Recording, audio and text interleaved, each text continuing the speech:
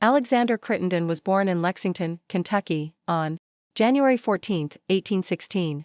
Andrew Jackson was a close friend of his family, and it was through Jackson's influence that Alexander was sent to West Point. He graduated from this military college with Sherman and remained in the Army about 1 year. At the age of 22 he married and went to Texas, where he was admitted to the bar. In 1852 he came to San Francisco and associated himself with S. Samuel Wilson.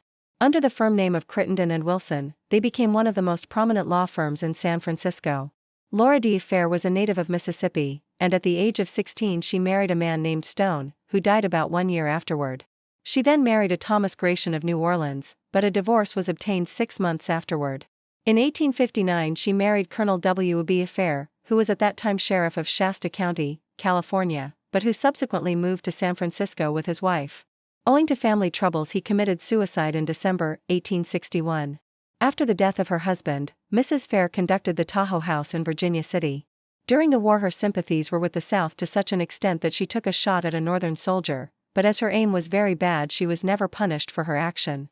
On another occasion she shot a man at the Russ House in San Francisco, whom she claimed had made a disparaging remark concerning her.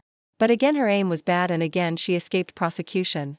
Mrs. Fair had some ability as an actress and appeared at the Metropolitan Theater in Sacramento on March 5, 1863, as Lady Teazle in the School for Scandal. In August 1870, a young man named Jesse Snyder married her, but on October 8 of the same year they were divorced. In September 1870, Crittenden sent his wife and 7 children east for a pleasure trip, and on the afternoon of November 3 he went to Oakland to greet them on their return. He met his family at the Oakland Pier and accompanied them aboard the ferry El Capitan. From the time of the family reunion, Mr. Crittenden's son, Parker, noticed a woman dressed in black and heavily veiled, who seemed to be watching their actions very closely. And when the family were seated on the boat she hurried toward them and suddenly whipping out a pistol, shot Crittenden Sr. in the chest.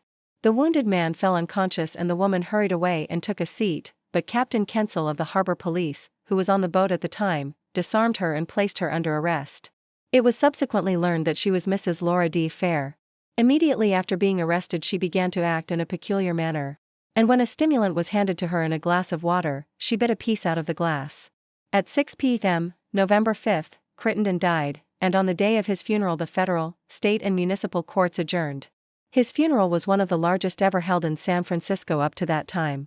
Mrs. Fair was charged with murder, and during the trial, which occurred in San Francisco, she testified that she and Crittenden had been intimate for 7 years past. The defense offered was that Crittenden's perfidies had wrought havoc with Mrs. Fair's mind and that she was in a blind frenzy when she shot him. On April 26, 1871, the jury after a short deliberation brought in a verdict of guilty of murder, and on June 3, 1871, Mrs. Fair was sentenced to be hanged on July 28. On July 11 the Supreme Court granted her a stay of execution and finally granted her a new trial, at which she was acquitted, because of her attorney's plea to the jury that the defendant was a victim of emotional insanity. For many years after her acquittal Mrs. Fair made a living as a book agent in San Francisco.